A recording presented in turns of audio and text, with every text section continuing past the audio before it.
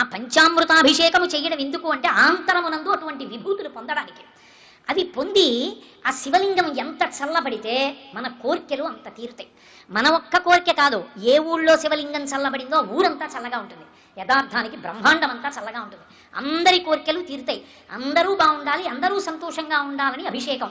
కార్తీక మాసం ఉపాసన కాలం, పరమేశ్వరుని అనుగ్రహం విశేషంగా వర్షించేటటువంటి కాలం.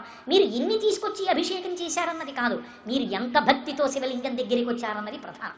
అందుకే ఆ అష్టదిగ్గజాల్లో కవి అద్భుతమైన మాట ఒకటి అన్నాడు.